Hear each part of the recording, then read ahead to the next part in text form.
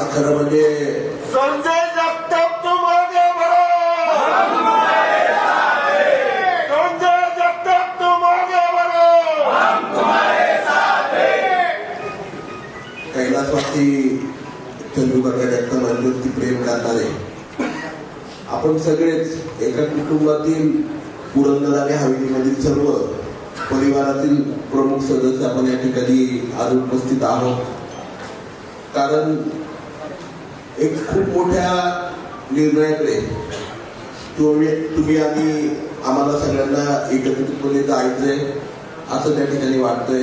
गेली 3-4 महिने आपल्या सगळ्यांशी विविध मार्गातून चर्चा करायचा, विचार ऐकायचा, करून सहकार्याची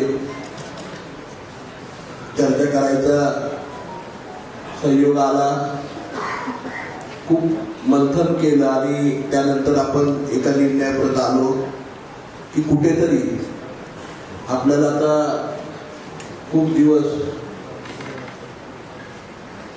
आपण कैलासवासी चंदूकाका जगतापांच्या पासून 1980 पासून मला वाटतंय कैलासवासी काकांच्या बरोबर आहात.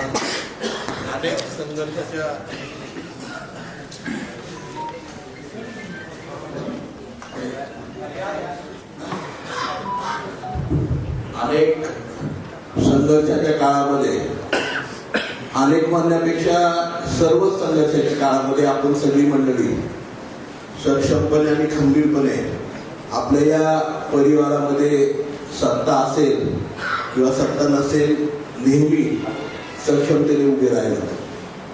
एक साधारणतः जाणीव होत असताना खरं म्हणजे आज या ठिकाणी संभाजी नाना असतील, हेमंत सोनवणे असतील, सुरेखाताई ढवळे प्रहार संघटनेच्या अध्यक्षा आदरणीय काकडे सर, अधिकारी महाराज चोरमले पाटील, त्याचप्रमाणे सोमडीचे सरपंच असतील, उपसभापती आदरणीय टिळेकर नाना असतील, अमर गायकवाड असतील, सागरजी जगताप, लक्ष्मणराव वाघापुरे, संजय टिळेकर, मनीषाताई नागेरकर, अशोकजी घेंडे, कैलासजी दिवार, अण्णासाहेब कदम, डॉक्टर शिंदे, ॲडव्होकेट पूनमताई शिंदे, मनीषाताई गायकवाड, त्याचप्रमाणे महेंद्रदादा शेवाळे, अनिल काका जाधव, अभिजी पवार, शेवाळे नाना, माऊली यादव, विलास मामा शेवाळे, शंकर पाटील साहेब, त्याचप्रमाणे पापळांचे बंधू जे मुद्दाहून या कार्यक्रमासाठी उपस्थित आहेत. पाटलाच्या वतीने त्यांनी आपले विचार व्यक्त केले. सोमनाथजी जाधव माझा तरुण सहकारी, विवेकबाई असतील, राजूबाई येवलेवाडीचे असतील, त्याचप्रमाणे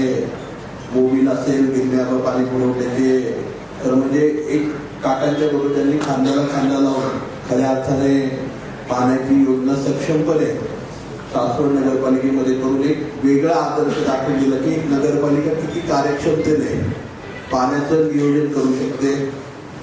आता आदरणीय गिरण्याबा, किशोरजी लवांडे माझे सहकारी, उद्योगजी धुमाळ, बाळासाहेबजी कुंजीर, सुरजजी गदादे अतिशय भाविकपणे आणि खऱ्या अर्थाने सर्वसामान्य तरुणाचा विचार त्यांनी मांडला. ॲडव्होकेट महेशांना राणे असतील, ॲडव्होकेट बाजीराव साहेब असतील, पप्पू बुदर असतील, संजयराव हरपळे, आदरणीय कोठाडे साहेब, त्याचप्रमाणे मंचावरती सगळेच बसलेले यशवंत काका आहेत, आदरणीय दादा पाटे आहेत, त्याचप्रमाणे आपल्या नगरपालिकेचे नगराध्यक्ष आदरणीय भोंगे साहेब, नंदू काका या ठिकाणी मार्केट कमिटीचे सभापती, संदीप शेट्टी या ठिकाणी आहेत, आदरणीय विठ्ठलराव मोकाशे,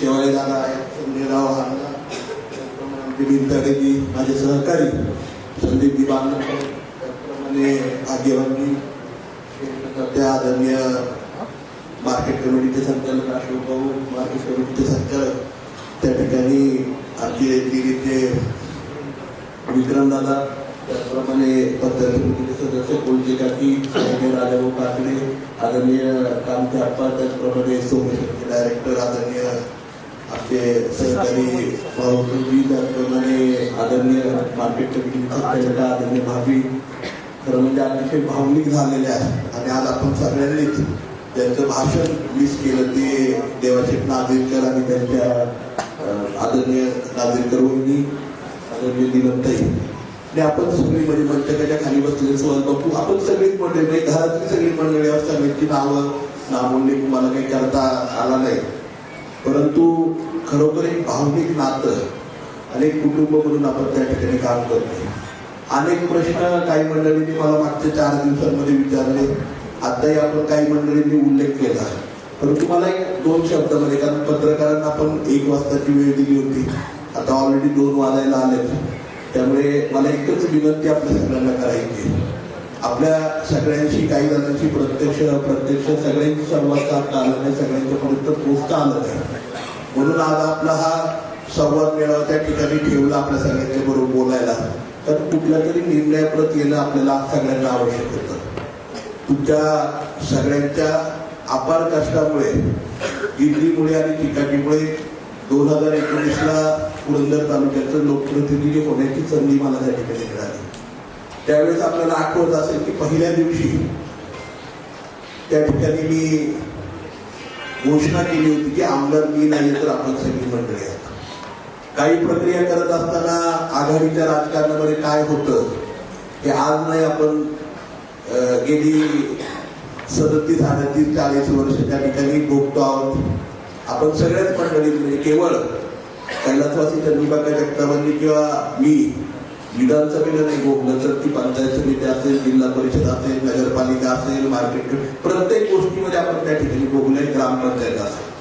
परंतु आपण नेहमी म्हणलं की आपण विचारांच्या बरोबर कुठेतरी एकत्र गेलं पाहिजे आणि आपले विचार आणि काहींचे विचार एकत्र घेऊन जर आपण गेलो तर आपण या गावामध्ये, तालुक्यामध्ये, भागामध्ये, पंचायत समितीमध्ये त्या ठिकाणी प्रतिनिधित्व करू शकतो. आणि ती भावना ठेवून आपण नेहमी आघाडीच्या राजकारणाकडे त्या ठिकाणी गेलो. तुम्हाला सगळ्यांना कल्पना आहे, महेश अण्णांनी सांगितलं, 2009 पासून 2014 पर्यंत आपण स्पष्टपणे एक दिशा सक्षमपणे आपल्या सगळ्यांच्या जीवावरती पकडून त्या ठिकाणी गेलो आणि 15 पासून आपण थोडासा परत एकदा कल वळवला आणि आघाडीच्या राजकारणामध्ये गेलो. तालुक्याचा इतिहास आपल्या सगळ्यांना माहिती, मी सांगायची गरज नाही. 1980ला ज्यावेळेस काकांनी काँग्रेस पक्षामध्ये, मला वाटतं 79ला कोठेडा साहेब साक्षीदार आहे, 79ला प्रवेश केला आणि त्यानंतर पहिल्यांदा 1980ला तालुक्यामध्ये बदल झाला. त्यानंतर पुन्हा एकदा आघाडीसारखा संघर्ष या तालुक्यामध्ये सातत्याने राहिला.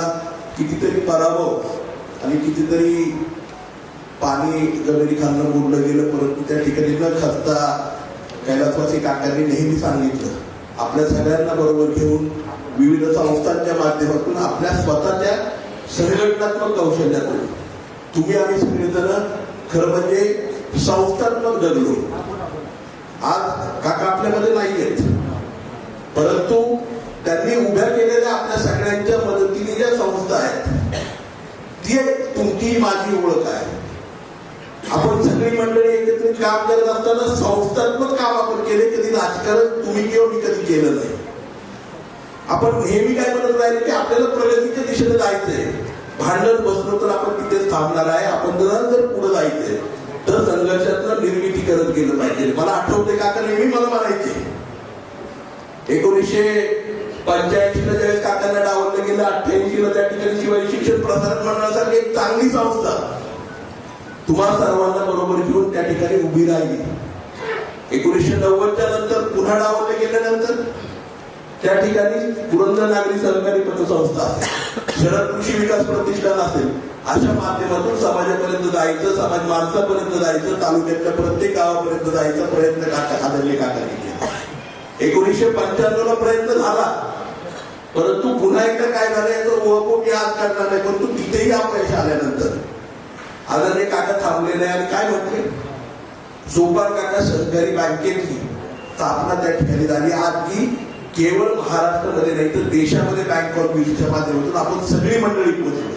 याचं श्रेय काकांचं नेतृत्व होतं, परंतु तुम्ही सगळी मंडळी पराभवाला कधीही न खचता आपण सगळ्या मंडळींनी दाखवून दिलं की पुरंदर तालुक्यातला आदरणीय चंद्रिकाका जगतापांच्या विचारांचा आपला सगळा जो परिवार आहे हा आपण संस्थात्मक जगतो.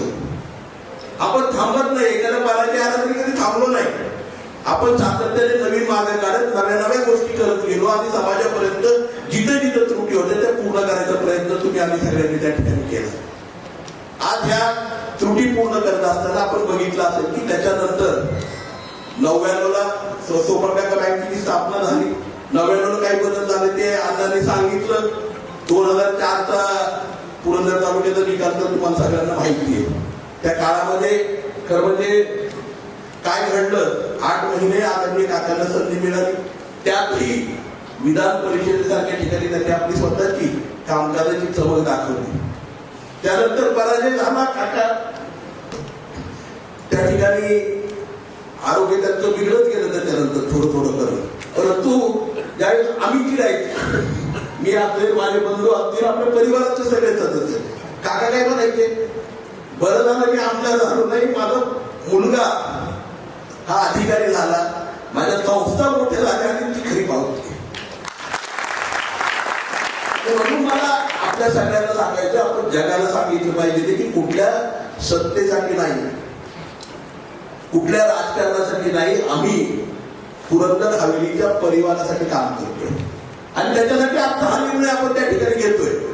कारण बस झाला आघाडीचं राजकारण. आता आपल्याला आपल्या परिवाराला आता कुठेतरी अशी सोयरी केली पाहिजे, बरोबर ना. आणि ती सोयरी केला पत्रकार बंधूंच्यासाठी मला सांगायचंय, ही कुठल्याही गुंड्याची व्हायची. ही सोयरी 2 परिवारांना एकत्र करणारी. त्यामुळे आपण अशा परिवारामध्ये चाललोय की त्या परिवारामध्ये आपण अशा प्रकारे सामावून जाणार आहे की त्याच्यामध्ये तुमच्या आमच्यामध्ये अंतर राहणार नाही. आणि हा परिवार जो आपला मोठा होणार आहे ना, की इथून पुढच्या काळामध्ये कधीही माझी नाही, या मंचकावरती आणि इथं बसलेल्या पुरंदर तालुक्याच्या आपल्या परिवारातील कुठल्याही सदस्याची पाठ मातीला लागणार नाही. आणि हे सगळे ओळखून आहेत. किती पारदर्शकपणे प्रामाणिकपणे कुणीतरी मागाशी म्हटलं, माझा स्वभाव नाही, तुमचाच होय ना. कारण काय असतं माहिती, शेवटी आई वडील जे पेरतात ना ते मुलगा दाखवतो. तुम्ही सगळे मंडळी माझ्यासाठी प्रेमाने आई वडील, केवळ मी चंदू काकांचा आणि आनंदी काकांचा मुलगा नाहीये, तुमच्या सगळ्यांच्या परिवारातील सदस्य आहे. तुम्ही जे पेरलं, तुम्ही मला प्रेम दिलं, प्रेम दाखवायला लावलं समाजाला, तेच मी द्यायचं काम केलं. आणि त्यामुळे मला वाटतंय की इथून पुढच्या काळामध्ये या गोष्टींचा उहापोह करण्यापेक्षा येणाऱ्या काळामध्ये ज्या परिवारामध्ये आपण चाललोय, आपण का निवडलं परिवार, कारण ज्या परिवारातून आपण जातो आहोत त्या परिवारामध्ये पूर्वीच्या काळामध्ये एक संस्थात्मक काम होतं. कोठाडे साहेब त्याचं जिवंत उदाहरण, कारण माझ्या अगोदर जन्माच्या अगोदरपासून त्या ठिकाणी काम करत होतं. आज आपण जात असताना दुसऱ्या परिवारामध्ये सुद्धा संस्थात्मक काम, इन्स्टिट्यूशनल काम, संघटनात्मक काम, तिथे आपण संजय जगताप म्हणून नाही जाते, आपला सगळ्यांचा एकत्रित कुटुंब म्हणून एका कुटुंबामध्ये प्रवेश करतो आहोत. आणि मला निश्चितपणे खात्री आहे त्या ठिकाणी प्रत्येक सर्वसामान्य कार्यकर्त्याला, सुरज जो मगाशी बोलला किंवा आपण सगळेजण बोलला, त्या प्रत्येकाला न्याय देण्याचं काम, तळागाळापर्यंत प्रत्येक विषय की ज्या भावनिकपणे आपल्या काही पडतंय. आज त्या परिवारामध्ये काय म्हटलं जातं, आज तुम्ही ऐकलं असेल, म्हणजे मी म्हणणार नाही किंवा कोणीतरी म्हणेल की लगेच आता तुमची भाषा बदलली आणि आपण देवेंद्रजींच्या बद्दल सांगायला लागला. परंतु खरोखर मी 10-15 दिवसांपूर्वी त्यांचा विचार ऐकला. समाजामध्ये सामाजिक समरसता आणायचा प्रामुख्याने मुद्दा हा ज्या परिवारामध्ये आपण जातो आहोत, भारतीय जनता पक्षाच्या त्या परिवाराचा आहे. आणि त्याचं जिवंत उदाहरण जर बघितलं तर आपल्या कुंभारवाडाचा सरपंच आहे. का मी म्हणतो, आपल्या सगळ्यांना माहिती आहे पद्मविभूषण सिंधुताई सपकाळ यांची ठिकाण्या. परंतु आज मोठेपणा किती असेल कुंभारवाडा गावचा की त्या कन्येला ज्यांना सिंधुताईंनी बोलवलं, दत्तक घेतलं, वाढवलं, त्या कन्येला गावचं सरपंच पद बहाल करणं हे तुम्हालाही माहिती किती महत्वाचं आहे. त्यांना सामावून घेणं आणि अशा प्रकारे हे ध्येय धोरण ज्या कुटुंबामध्ये आपण जातो त्या कुटुंबाचं ध्येय धोरण आहे समरसतेने सर्व समाजाला, प्रत्येक परिवाराला, प्रत्येक व्यक्तीला त्या ठिकाणी एकत्रितपणे त्यांची उपासनेची पद्धत कुठली असू द्या, परंतु ते एकत्रितपणे एका छताखाली समरस झाले पाहिजे. ही भूमिका त्या ठिकाणी त्या संघटनेची, त्या ठिकाणी त्या पक्षाची आहे, त्या परिवाराची आहे. आणि म्हणून त्या ठिकाणी त्या परिवारामध्ये जाण्याचा निर्णय तुम्ही आम्ही सगळ्यांनी घेतलाय. कारण संघर्षाची पार्श्वभूमी तुम्हाला सगळ्यांना 40-50 वर्षाची आहे. आज मला निश्चितपणे वाटतं की इथून पुढच्या काळामध्ये सक्षमतेने काही मगाशी विषय मांडला विमानतळाचा. तुम्ही बघितलं असेल गेली अनेक वर्ष सत्तेच्या अगोदर सुद्धा नंतर आपण प्रतिनिधी केल्यानंतर सुद्धा सातत्याने तो विषय आपण मांडला. आपलं काय मत आहे? संवाद झाला पाहिजे. जे शेतकऱ्यांना हवंय ते झालं पाहिजे, जे गावकऱ्यांना हवंय ते झालं पाहिजे. पण त्याचबरोबर पुरंदर तालुक्यामध्ये योग्य ठिकाणी ज्या ठिकाणी लोकांचा सहभाग असेल, शेतकऱ्यांचा सहभाग असेल त्या ठिकाणी विमानतळ झालं पाहिजे. आणि तुम्ही बघितलं असेल 1995 पासून रखडलेला पुण्यापासून केजरी मार्गे पंढरपूर पर्यंतचा रस्ता केवळ संवादातून एकही केस न होता तो रस्ता पूर्ण झालेला तुम्ही बघितलाय. हा आपला कामाचा दृष्टिकोन आहे. त्यामुळे सगळ्या गोष्टी संवादातून लोकांना पटल्याशिवाय आणि विकासाचा एक ध्येय घेऊन आपल्याला सगळ्यांना पुढे जायचं. गुंजवणीच्या बाबतीमध्येही तेच मत आहे. मी मागच्या आठवड्यामध्ये आदरणीय मुख्यमंत्री देवेंद्रजींना प्रदेशाध्यक्षांच्या बरोबर भेटलो या संदर्भामध्ये. त्यावेळेस मी सांगितलं की माझ्या तालुक्यातला सगळ्यात पहिला प्रश्न आहे. आज जर बघितलं आज पेपरला आपण सगळ्यांनी हेडलाईन वाचली असेल, पुरंदर तालुक्यातले आज सगळी धरणं 100% झाले. आपलं बोरवडीचं राहिलं होतं तेही 100% काल परवा त्या ठिकाणी पूर्ण झाले. आणि ही रचना आपल्याला त्या ठिकाणी करायचंय. गुंजवणीचं योग्य नियोजन. आज गुंजवणी खोऱ्यातलं पाणी त्या ठिकाणी बरिंद्यापासून वाढण्यापर्यंत आता चालू आहे. ती योजना मंजूर आहे. काही पाणी आपल्याकडे वरती आपल्या कार्याच्या पाठारावरती त्या ठिकाणी येत आहे. परंतु मी त्यांना एकच विनंती केली आहे, गुंजवणी आणि नीरा नदी ही गरेच्या पात्रामध्ये त्या ठिकाणी जसं ब्रह्मदेवाचं कमंडलू आहे, आपल्या सगळ्यांना माहिती आहे गरेचा उगम ब्रह्मदेवाच्या कमंडलू मधून झालेला आहे. त्या कमंडलू मध्ये त्या ठिकाणी नीरा आणि गुंजवणीचं पाणी टाकायचं काम ही एकमेव मागणी त्या ठिकाणी आपण केली. आणि मला खात्री आहे त्याच्यामुळे निश्चितपणे 100% आपल्याला कधी जे तुम्हाला अनुभवायला लागतंय पाण्याचं राजकारण हे या तालुक्यातलं बंद झालेलं तुम्हाला मला दिसेल. आणि केवळ तालुक्यात नाही, बारामतीतल्या त्या 16 दुष्काळी गावांमध्ये, इंदापूरच्या दुष्काळी गावांमध्ये, घरेच्या सगळ्या पट्ट्यामध्ये पूर्णपणे पाण्याची योजना जर ती झाली आणि नदी जोड प्रकल्पामध्ये याच्याला कायदेशीर कुठली अडचण नाहीये. नदी जोड प्रकल्पामध्ये हे झालं तर निश्चितपणे आपल्याला त्याचा फायदा होणार आहे. मला खात्री आहे ज्या परिवारामध्ये आपण जातोय ना तिथे प्रत्येक विषय आपला उचलून धरला जाईल. प्रत्येक विषयाला त्या ठिकाणी मान्यता मिळेल आणि प्रत्येक विषयाबद्दल विमानतळापासून पादन रस्त्याच्या पासून आपल्या गावच्या विकासापर्यंत, आपल्या सीताफळ इस्टेट पर्यंत, आपल्याला त्या ठिकाणी आपल्या फळबागांच्या पर्यंत, आपल्या तालुक्यातल्या सर्वसामान्य माणसाच्या आणि शेतकऱ्याच्या भावना ह्या प्रत्येकापर्यंत आणि प्रत्येक विषयापर्यंत मुळाशी जाऊन त्याचा योग्य नियोजन करून त्या ठिकाणी योग्यपणे त्या सर्वसामान्य शेतकऱ्याच्या परिवारातील कुटुंबाला सक्षम करण्याचं काम जर खऱ्या अर्थाने कोण करू शकत असेल तर तो भारतीय जनता पक्षाचा परिवार करू शकतो. याची जाणीव मला वाटतं माझ्या सगळ्यात तरुण सहकार्याने त्या ठिकाणी झाली. मला थोडंसं त्यांचं ऐकायला उशीर झाला. तुमच्या सगळ्यांच्याच भावना तुम्ही व्यक्त केल्या, तुमचं ऐकायला थोडासा उशीर झाला मला.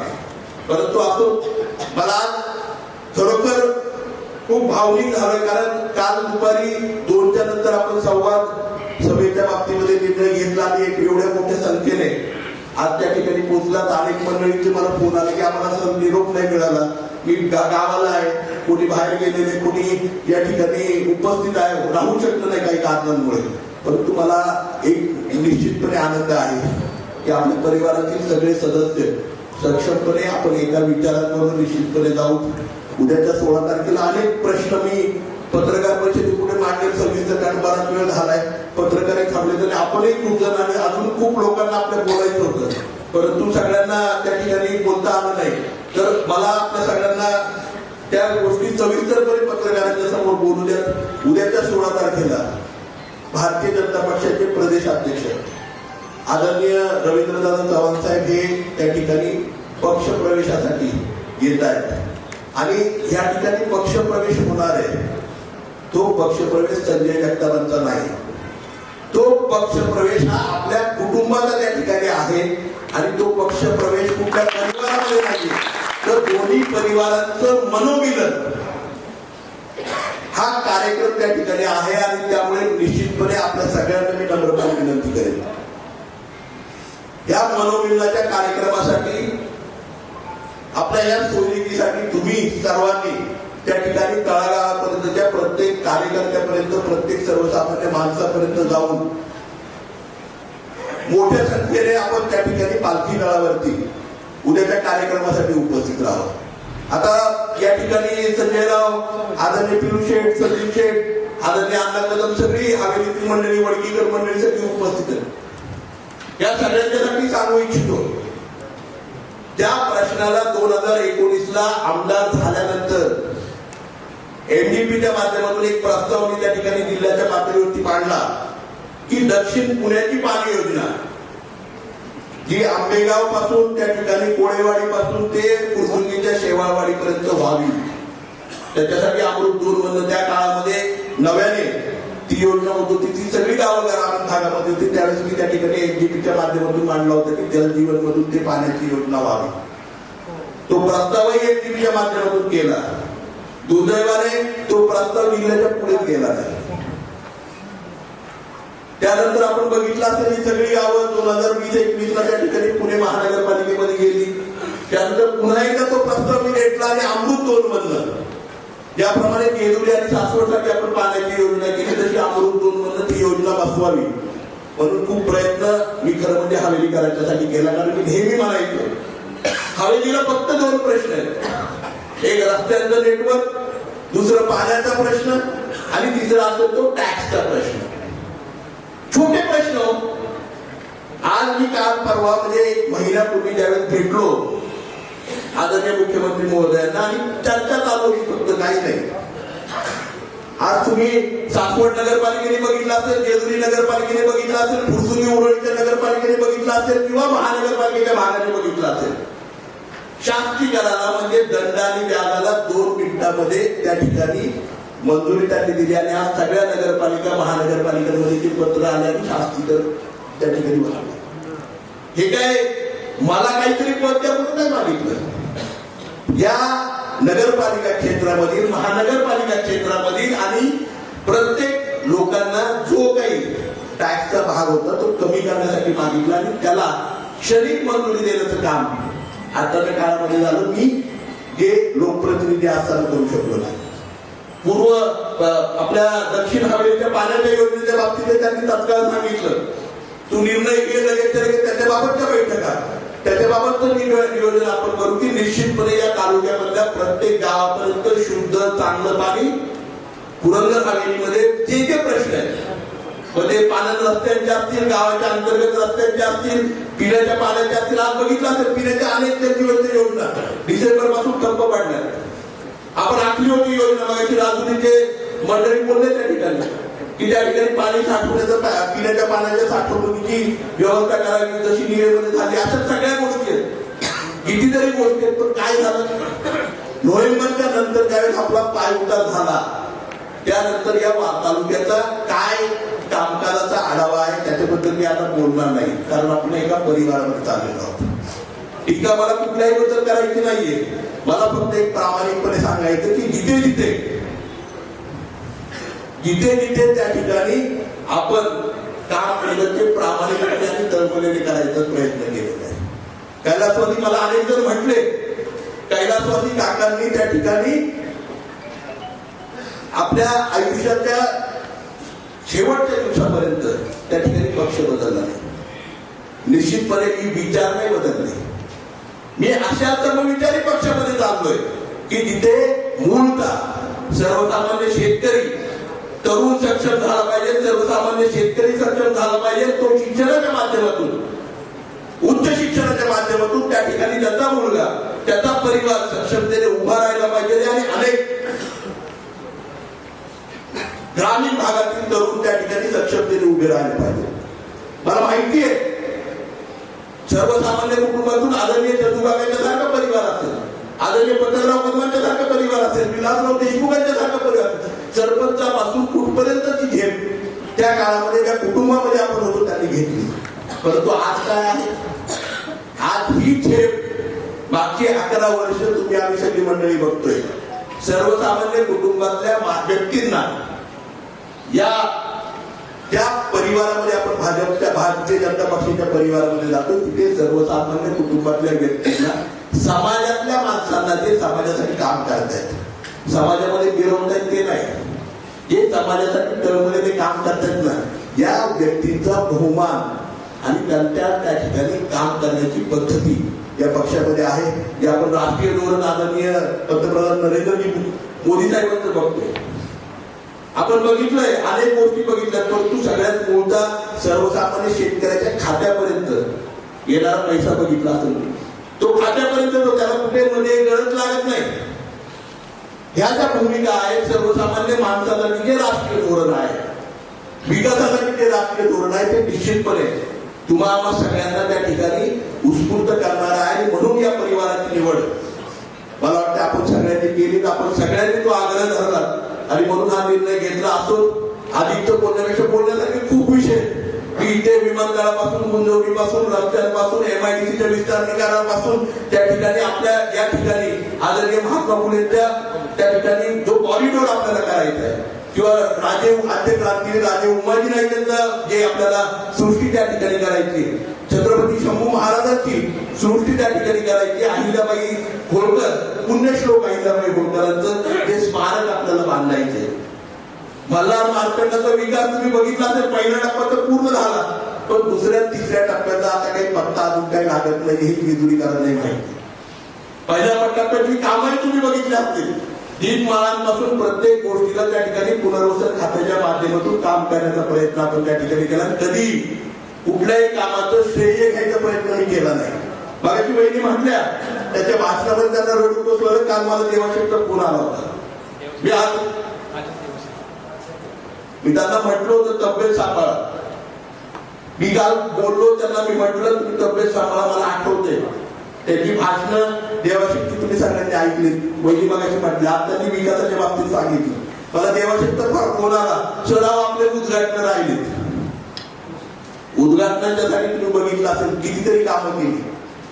आज काय दुर्दैव तुम्ही बघितलं, एसट्यांची मागणी 1 वर्षापूर्वी आपण केली, एसट्या आल्या तालुक्यात, पण त्याचं नियोजन पण केलं पाहिजे ना.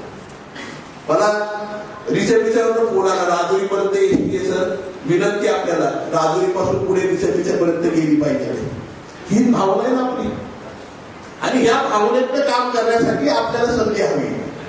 आपल्याला सत्तेतल्या पक्षाकडे, सत्तेतल्या कुटुंबाकडे आणि खऱ्या अर्थाने सर्वसामान्यांचं काम करणारे कुटुंबाकडे भारतीय जनता पक्षाकडे का जायचंय?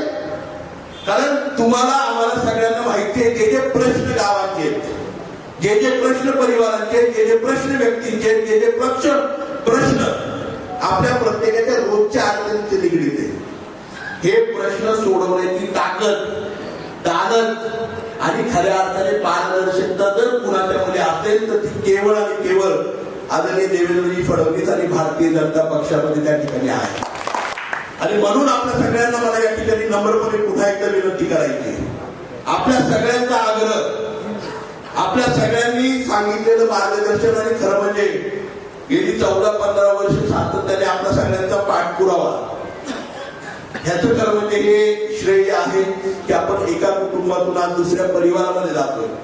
त्यामुळे आपल्या सगळ्यांनाच मला नम्रपणे विनंती करायची, उद्याच्या 16 तारखेला ज्यावेळेस प्रदेशाध्यक्ष आदरणीय रवींद्रनाथ चव्हाण साहेब या ठिकाणी येतात, आज मला मुद्दामून सांगायचे आपल्या सगळ्यांना की आपण बघितलं असेल भारतीय जनता पक्षामध्ये त्या ठिकाणी प्रवेश होत असताना सगळे प्रवेश हे त्या ठिकाणी मुंबईला होते. मला मनापासून त्यांचे आभार मानायचे की ते प्रदेशाध्यक्ष झाल्यानंतर पहिल्यांदाच आणि मुंबईच्या बाहेर प्रदेश कार्यालयाच्या बाहेर पहिल्यांदा आज आपल्या परिवारामध्ये ते येत आहेत. म्हणजे मगाशी मी सांगितल्याप्रमाणे आज एका परिवाराचा दुसऱ्या परिवारामध्ये त्या ठिकाणी साखरवट होत आहे. आपल्या दोन्ही परिवारांच्या मध्ये ते सोयरी झालेली आहे, सोयरी. आणि त्यामुळे आज आपल्याकडे सोयरीच्या नात्याने उद्याच्या 16 तारखेला ही सगळी मंडळी आपल्या बरोबर एकत्रित येणार आहे. आणि मला निश्चितपणे सांगायचं की उद्याच्या काळामध्ये एकत्रितपणे घट्ट एकत्र कुटुंब म्हणून उद्याच्या काळामध्ये आपण सगळेजण एकत्रितपणे जाऊ. आणि मला आपल्या सगळ्यांना खात्री द्यायची आहे, जे प्रश्न मी सांगितले आणि सर्व समाजांना घेऊन, असं नाही की कुठल्या समाजाला आपण त्या ठिकाणी बाजूला ठेवतो किंवा कुठल्या समाजाला त्या ठिकाणी दडपण हे आणायचा प्रयत्न करतोय. आज सगळ्या समाजांना बरोबर घेऊन आणि न्याय घेऊ. तर आपण बघितलंय कैलासवासी काकांचं स्वप्न होतं की सगळ्यांना बरोबर घ्यायचं, विकास गावाचा झाला पाहिजे, चंदू काका जगतापांचा नाही झाला पाहिजे, ही भावना नेहमी काकांची होती. आणि तीच घेऊन आपला परिवार त्या ठिकाणी उद्याच्या 16 तारखेला भारतीय जनता पक्षाच्या परिवाराबरोबर त्या ठिकाणी एकत्रितपणे सोयीसाठी आपण चाललेलो आहोत. मला खात्री आहे आपण सगळेजण मोठ्या संख्येने त्या ठिकाणी प्रत्येक विचार प्रत्येक व्यक्तीला आणि आपल्या सगळ्यांना एकत्रितपणे त्या ठिकाणी जमायचंय. ही सोयरी ही मुहूर्तवेळ आणि त्या परिवारातली आपली सगळ्यांची त्या ठिकाणी माझ्या बरोबर आपल्या सगळ्यांचा प्रवेश हा एकत्रितपणे एवढा भव्य दिव्य असला पाहिजे की खऱ्या अर्थाने आज माऊलींच्या त्या पालखी तळावरती सुद्धा 16 तारखेला पंढरीच्या दर्शन घेऊन संत सोपान काकांची पालखी आणि माऊलींची पालखी सुद्धा या सोपान नगरमध्ये सोपान काकांच्या नगरीमध्ये त्या ठिकाणी येणार आहे. आणि तो भव्य दिव्य सोहळा हा खऱ्या अर्थाने संप्रदायाचा पाया ज्यांनी या संपूर्ण महाराष्ट्रामध्ये रचला त्या माऊलींच्या दर्शनाने त्या ठिकाणी निश्चितपणे होईल. अशा प्रकारचा भव्य दिव्य कार्यक्रम त्या ठिकाणी व्हावा हीच अपेक्षा मी त्या ठिकाणी करतो. आणि निश्चितपणे इथून पुढच्या काळामध्ये सुद्धा सक्षमपणे प्रत्येक व्यक्ती प्रत्येक समाज प्रत्येक माणसापर्यंत तळागाळापर्यंत कामाच्या माध्यमातून आपण जाऊ एवढीच विनंती करतो आणि आपल्या सगळ्यांची या ठिकाणी जाता. घ्या परदेशात भरारी, तेही सर्वसामान्यांना परवडणारी. 1 रुपया भरा आणि थायलंडमध्ये फिरा. सचिन इंटरनॅशनल घेऊन आले आहेत जगातली सर्वात स्वस्त परदेश टूर. पूर्ण 5 दिवसांचं पॅकेज आता फक्त 32,999 रुपयांमध्ये. पॅकेजमध्ये विमान प्रवास, हॉटेल, ब्रेकफास्ट, ट्रान्सपोर्ट आणि प्रेक्षणीय स्थळे. सचिन इंटरनॅशनल 18 वर्षांपासून पर्यटन क्षेत्रातील एक विश्वसनीय नाव. सचिन इंटरनॅशनल सोबत मनसोक्त फिरा. संपर्क 7767989898.